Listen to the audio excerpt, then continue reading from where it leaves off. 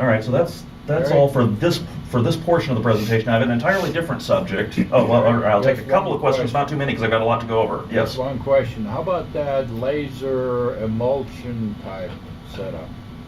Is that not feasible? How does that stack up? Where you burn, where a laser hardens resin. Oh, well, okay, so that's one of the 3D technologies. It was an early one, and the problem with that is that you have to, the plastic that's used for that doesn't have very desirable characteristics. Okay. That's why the world has largely moved from that to either deposition or sintering type 3D printing, which can produce very high quality output, but it's slow and extremely expensive. Okay. Not Yes. that much. You can build one of those for about $150 at yourself. Well, I don't know about 150 bucks. I've built a MakerBot, but that technology of do-it-yourself 3D printers is in its infancy, and the quality, it does not compare to the commercial stuff or products that you see on a hang tag. Okay, so the second part of the talk, I'm going to introduce a totally different subject. I'm going to introduce this with a joke, which is that Adam is walking through the Garden of Eden one nice day, and he encounters some of the animals. He encounters the monkeys, and he asks them how it's going, and the monkeys say, "Oh, it's great. We're climbing the trees, having a good time, eating bananas. So everything's wonderful." And Adam continues down the road a bit, or down a path a bit, and he encounters a dog, and he asks the dog, how things are going. The dog says, "Oh, this is great. I love the garden. Got plenty of interesting smells to sniff, and things are great." Continues a little further, and he encounters the snakes, and he asks the snakes how it's going. The snakes say, "Oh yeah, it's great. Well, we do have this one minor issue, but it's great. Don't worry about it." And Adam says, "Oh, well, if there's some issues, you should let me know. I can try to take care of it." And the snakes say, "Well, we're having a bit of trouble with reproduction." And Adam says, "Oh, well, that's probably, I'm probably not going to be able to help you with that, but I'll tell you what, I'm going to see God later this afternoon. I'll talk to him, and I'm sure he'll have the solution to your problem." So sure enough, later in the afternoon, he sees God, tells God about the issue, and God says, "Oh, well, I know just the thing. Here, I'm going to give you an axe, and I'm going to give you some tools. And what I want you to do is chop down a good-sized tree and chop off the limbs so you have a nice log, and cut it up and make a table, say 3 cubits by 2 cubits by maybe a cubit and a half tall. Give that to the snakes, it'll solve their problem." And so Adam goes away and makes the table, gives it to the snakes. The snakes say, "Oh, thank you very much." The next day Adam's walking around, and he encounters the snakes again, and says, "So how did that table work out?" "Oh yeah, that's great, problem is solved. Thank you very much, tell God thanks for us." Adam sees God later, and he says, "Oh, snakes are happy. I knew anything you suggested was gonna work, but tell me, I'm a bit baffled as to how this solved the problem." And God said, "Well, even adders can multiply on log tables." So the talk is about, now that I've wasted a bunch of your time with that joke, let me get my glasses back on. The talk is about efficiently computing. I don't want that on here. On efficiently computing exponential and logarithmic functions, algorithms that might be useful, in fact are useful in calculators and various other applications. So the traditional ways of computing exponentials and logarithms are things like polynomial approximations. The problem there is that they converge slowly, so you need many terms, many multiplications to do the computation. There are some other problems with that, but I won't get into the details. You can do rational approximations. You need fewer terms, but now you need division. So on microcontrollers, multiplication tends to be expensive and division very expensive compared to addition and subtraction. Ideally, we'd like algorithms that don't involve very much multiplication and division.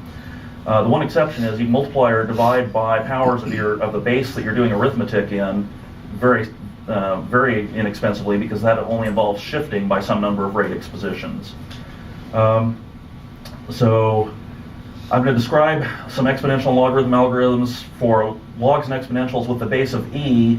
Don't confuse this base with the base that I'm doing the arithmetic in, which is going to be binary. These algorithms would work for other log and exponential bases, such as 2 or 10. I'm just, e is a convenient one to talk about, since it's natural logs and such. And if you want to do this in base 10, like you would in a calculator, that's only minor change to the algorithm. So the general approach to developing an algorithm like this, you have some value x, and you want to know what e to the x is. And you don't have very much other information to start with. So what you want to do is you want to have 2 variables. I'm going to call them r and s for the moment, and that they have some known relationship, which is called invariant. That you want to preserve that invariant, and you start with initial values of r and s such that you know that the invariant is true. and then you iteratively perform some operation on these that changes their values, but that it always preserves that invariant. And you choose the nature of your iterations to both preserve the invariant and to somehow move towards better and better approximations of the function that you're trying to compute. So specifics for exponential and logarithm, I was using variable names R and S now for various reasons. I'm going to switch to calling them uppercase E and lowercase t. And the values of E and t at any particular iteration are going to be E sub I and T sub I. And our invariant is that E sub I is always the exponential of T sub I. And my note here that in this presentation, the software is limited. I can't put a subscript inside a superscript, so it looks like it's e to the t times I, but that's really e to the t sub I.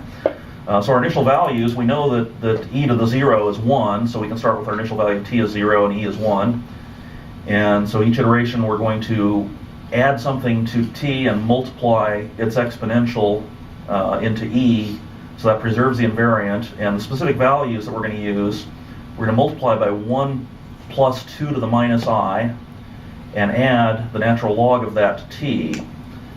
So, well, I'm getting ahead of this here. So the values of those constants are chosen to guarantee that both this will converge to the correct result over some useful domain for the function, and so the multiplication by e to the t sub I can be performed efficiently. That's because the binary representation of 1 plus 2 to the minus I has exactly 2 bits set, which means that multiplication can simply be a shift and an addition.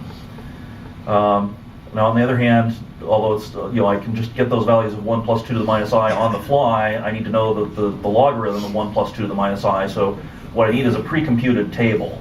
And so just this one table of values will be sufficient for computing any exponential within a particular domain. And the fact that it converges over this domain is guaranteed if the set of values that we use in this table, the natural log of 1 plus 2 to the minus I, is a discrete base. A discrete base is a set of values, w sub 1 through w sub infinity, such that each of those values is less than or equal to the sum of all succeeding values. So if one of the values in the set is 0.5, that means the sum of all the remaining values has to be at least 0.5. It could be exactly 0.5, or it could be more. So this gives us a domain for our function that's going to be any real number greater than or equal to 0 and less than the sum of all of our w values in this discrete base. And so the values we're choosing for this discrete base are that logarithm of 1 plus 2 to the minus I for I and 1 through infinity. And it can be shown fairly easily that that is a discrete base. Now, when I say that any real number within that domain is the sum of some set of w values, it actually, the discrete base is usually provides redundant representations. So there's actually more than one subset of the w values that's going to add up to it. However, this discrete base is an infinite number of values. We only have a finite amount of memory and time, so we're going to use only the first n elements of the discrete base, which means we're only going to obtain if we could use the entire discrete base, we could actually compute the logarithm, the exponential exactly, but it would take forever. So we're going to get an approximation with limited precision, which depends on the value of n, which is how many of these entries in the table we're going to use. So the way we do the computation, we're going to call our function argument to the exponential x, and at each iteration I, we're going to make a decision. So we're going to have a decision variable d sub I, which is going to be either 0 or 1. So what we do is we say, well, if our previous t value, what we're going to try to do is we're going to try to make t, which starts at 0, we're going to try to make it approach x. And because of our invariant, if t approaches x, then e is going to approach e to the x. So we're going to say at each step, if t plus the next table entry is less than or equal to x, then our decision variable is going to be 1. If that's not true, that means we would be going past the x value we want, and so our decision variable is going to be 0. So once we've got our decision variable, we do our computations here with t and e, and it turns out that looks a little complicated, but it turns out because if d turns out to be 0, effectively what we're doing is we're not changing t and e at all compared to the previous iteration. If d is 1, then we've actually already computed our new t value, And so then we just need to do our multiplication to get the new e, but that multiplication is just a shift and an add.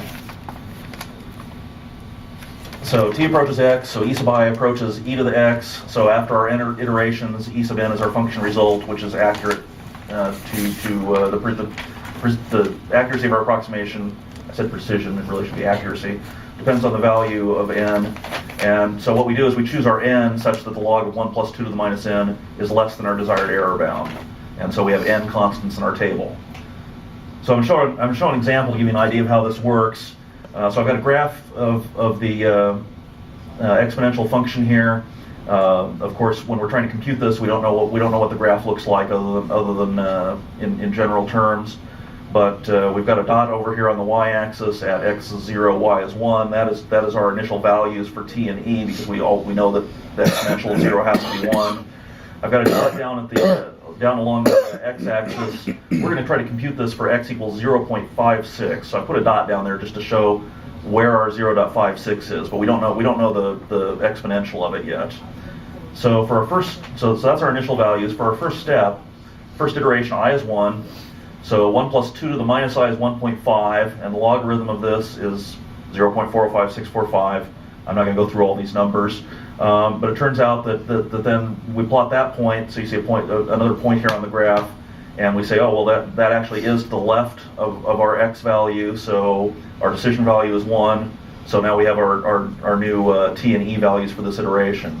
So we go to the next iteration, and we do the same thing, except now we see that our new dot, if we do this computation, is to the right of our x value.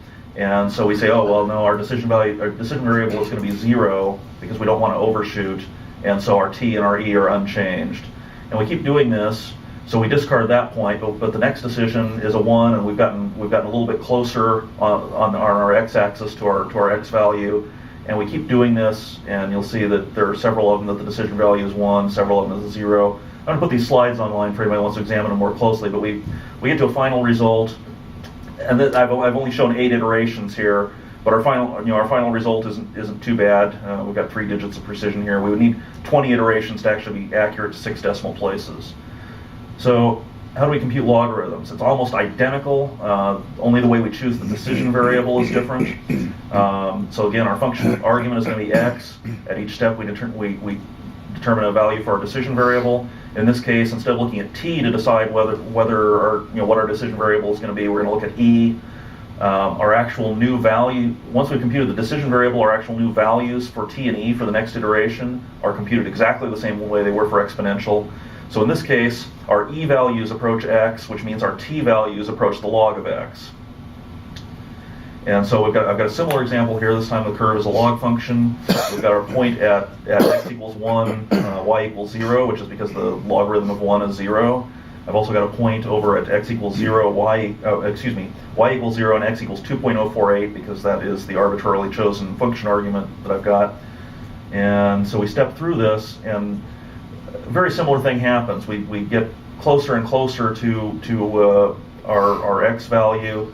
And sometimes we overshoot it, like right there, and so our decision variable in that case is 0, and we don't use that point. And here you see we backed up with because each successive step the increment is smaller. And so again, for this one, I'm not going to go detail all this, but we go through 8 iterations, and you can see on the graph our rightmost point there on the curve is more or less above our x value, and so. After 8 iterations, we've got better than 3 decimal places. Again, we would need about 20 iterations to get 6 decimal places. If you want 12 decimal places, you will need approximately 40 iterations, and so forth. Now, with our discrete base, we chose to do this. The log of 1 plus 2 to the minus I. That gives us for the exponential, we get a domain of about 0 to 0.868, etc. And our range is just obviously the exponential of those values. And the range of our exponential function is the domain of our log function, vice versa. It would be nice, since we're doing base